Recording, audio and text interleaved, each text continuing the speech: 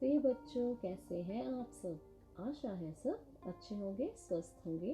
तो बच्चों, आज हम पढ़ेंगे आपकी पाठ्य पुस्तक का पाठ 6, मेरे दोस्त बनोगे। बच्चों, आपके तो कई दोस्त होंगे, तो आप अपने दोस्त कैसे बनाते हो? तो आज हम इस पाठ में भी दोस्त के बारे में पढ़ेंगे। तो बच्चों, आपका क्या कोई दोस्त है जो एक पक्षी है? नहीं? अच्छा, तुम्हें कौन सा पक्षी अच्छा लगता है? क्या तुमने कभी पक्षी से दोस्ती की है? और अगर की है तो वो दोस्ती कैसे की? तो बच्चों, आज हम इस पाठ में एक लड़का आशीष देखेंगे कैसे अपनी दोस्ती जो है वो पक्षी के साथ करता है। तो चलिए पढ़ते हैं पाठ और जानते हैं उनकी दोस्ती के बारे में। सावन का महीना था। आशीष बड़े भैया के साथ नेहा दीदी के घर गया। अजमेर में दीदी का बहुत बड़ा घर है। घर के आंगन में नीम का बड़ा सा पेड़ भी है। शाम का समय था। आकाश में काले काले मेघ छाए थे। मेघ का अर्थ है बादल। आशीष आंगन में बैठा दीदी से बातें कर रहा था। तभी एक मोर पेड़ से नीचे उतर आया। मोर मोर, देखो दीदी मोर, कहते हुए आशीष उसकी तरफ भागा। नेहा ने उसे रोका। रुको आशु, रुक जाओ, वे तुम्हारे हाथ नहीं आएगा। कितना सुंदर है मोर, दीदी मैं इसे पकड़ूंगा, आशीष बोला। मोर को पकड़ना आसान नहीं है, यह हमेशा चौकन्ना रहता है। चौकन्ना मतलब सावधान। हाँ, चाहो तो इसे अपना दोस्त जरूर बना सकते हो, नेहा ने कहा। दोस्त? वह कैसे? आशीष ने आश्चर्य से पूछा। रुको, अभी बताती हूँ, कहकर नेहा भीतर चली गई और एक कटोरी में दाल के दाने ले आई। उसने दाने आंगन में बिखेर दिए और आशीष को लेकर ओट में खड़ी हो गई। बच्चों, ओट का अर्थ है आड़ में खड़ी हो गई, मतलब छुप कर खड़ी हो गई। मोर दाने चुगने लगा। नेहा ने बताया, आशु, यदि मोर को प्रतिदिन अनाज या दाल के दाने खिलाओ तो ये पालतू जैसे हो जाते हैं। दीदी, मोर और क्या क्या खाना पसंद करते हैं? आशीष ने पूछा। इन्हें बीज, मूंगफली, बेर, बरगद और पीपल के फल बहुत अच्छे लगते हैं, नेहा बोली। दीदी, मैंने तो सुना है कि मोर सांप से नहीं डरते और उन्हें भी खा लेते हैं, आशीष ने कहा। ठीक सुना है तुमने, जहाँ मोर होते हैं वहाँ सांप के अलावा कनखजूरे, बिच्छू, टिड्डियाँ और अन्य विषैले कीड़े मकोड़े भी लगभग खत्म हो जाते हैं, नेहा ने बताया। तभी बादल गरजने लगे। मोर नाचने लगा।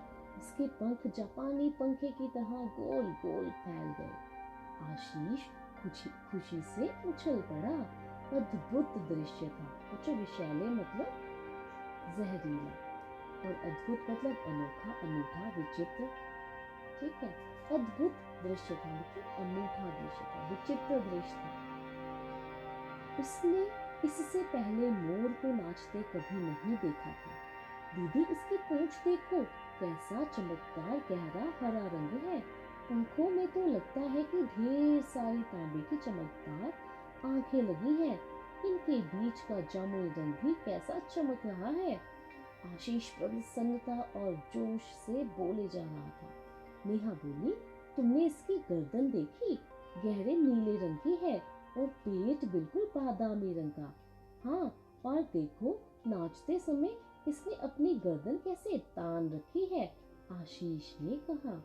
नेहा हंसकर बोली, भाई, जब यह इतना अच्छा नाचता है तो थोड़ा घमंड तो होगा ही।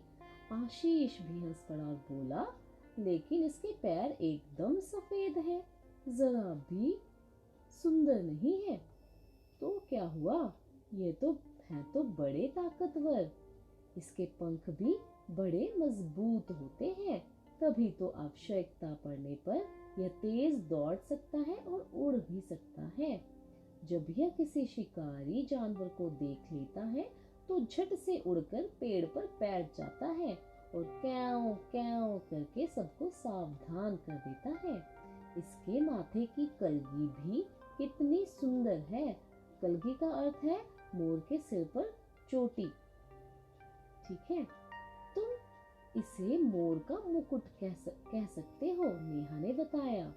बच्चे, मोर का मुकुट जो है वो कलगी को कहा गया है। आशीष बोला, दीदी मैंने पढ़ा है कि मोर हमारा राष्ट्रीय पक्षी है।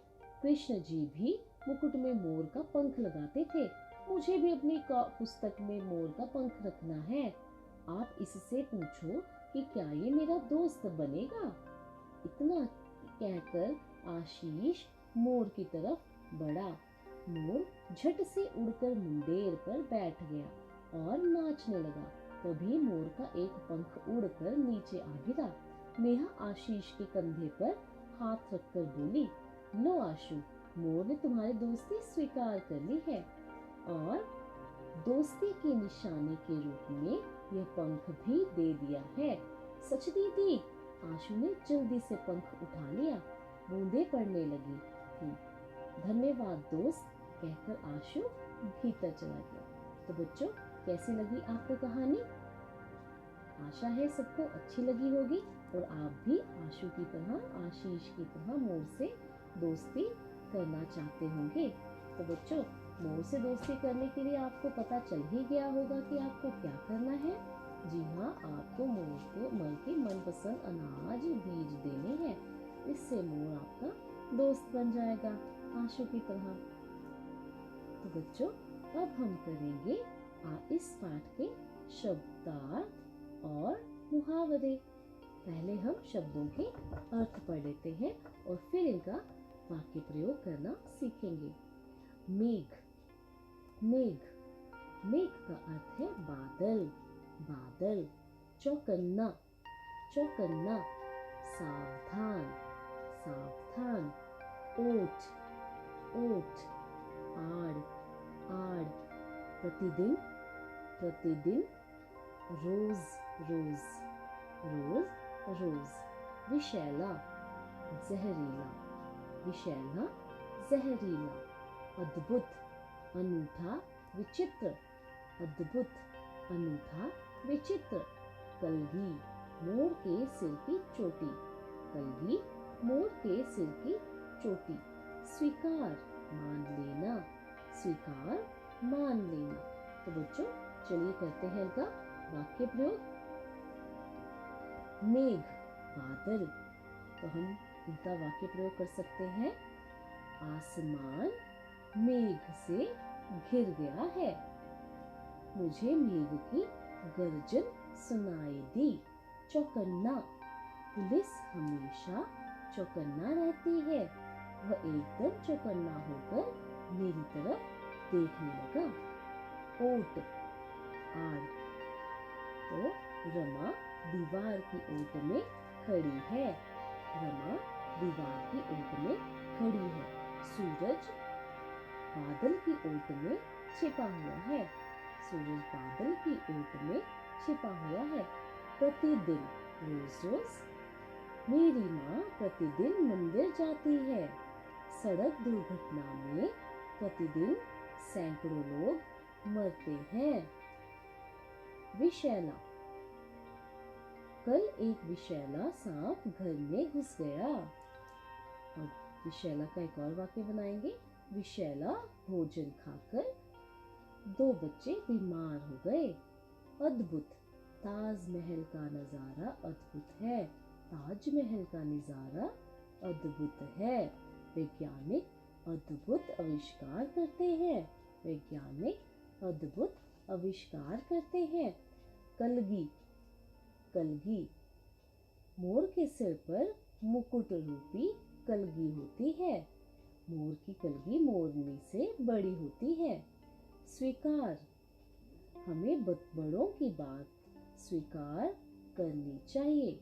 हमें बड़ों की बात स्वीकार करनी चाहिए। मुझे झूठ बोलना स्वीकार नहीं है। मुझे झूठ बोलना स्वीकार नहीं है। तो बच्चों चलिए आप अपनी कॉपी पर शब्दार्थ मुहावरे के वाक्य जो है वो लिखिए। धन्यवाद।